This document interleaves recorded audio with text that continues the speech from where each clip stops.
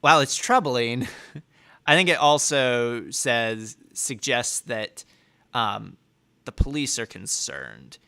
Um, One is that the police have really stepped up their propaganda game. So if you go to the police's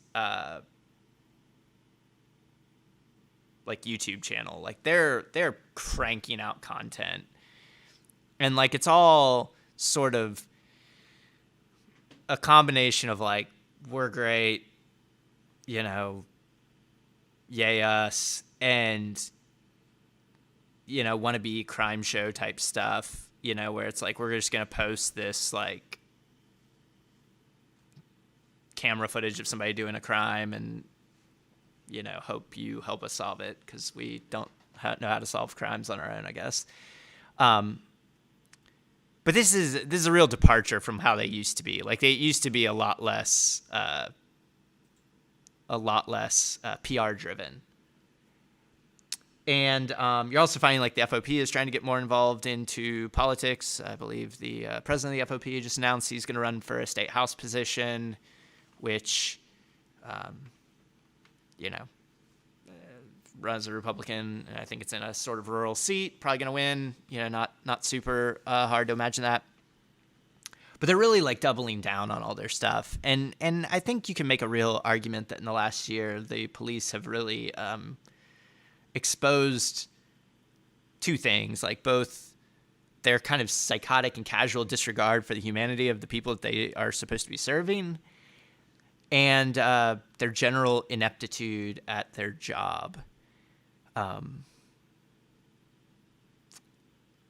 Because when you get under more scrutiny, you would think they would step up to try to address it, and they really haven't. They've in fact, like we've had, I mean, like the most officers have been charged in the last year than have ever been charged, I think, in preceding years. I mean, Prater has put away a couple police officers for like really bad behavior in the past, but this year I think you really saw a big uptick. And the police's response hasn't been great. I mean, like they don't really seem too self-aware about it. They are trying to get out in front of stuff faster, which I think is telling. But they're not doing anything meaningful to shift the narrative around that. And so that's where I think it really comes down to, we sort of get the government we ask for. And I think it really is on us as voters, as citizens, as residents here, whatever, you want to call us, to demand better from the police and to demand better from our elected officials. There's a pretty stark split on the council. We've got three fairly progressive city councilors. We've got, I'd say, three quasi-centrists. And then, really three ultra conservatives. So it's kind of anyone's game as far as like what the policy prescriptions look like. And I think going into tomorrow, people hate defund the police. I think you're dumb and wrong if you hate that, because like the deal is we spend an overwhelming amount of the budget on the police. It's like something like 40% of like the discretionary budget. The Oklahoma City budget overall is a lot of it goes to infrastructure and bonds and spending that's outside of the purview of really the elected officials to do much about. It's stuff that was set in motion by voters and they're just kind of administering it. But of the discretionary of the discretionary budget of Oklahoma City, where they get to like, negotiate it out, the police take up a ton of it. I mean, they're by far the largest department.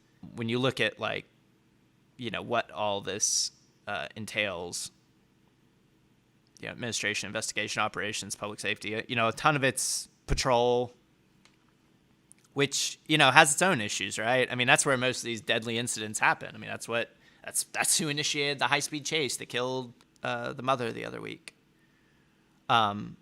Star Shells, sorry, name slipped out of my head. 28-year-old freaking killed after a police chase.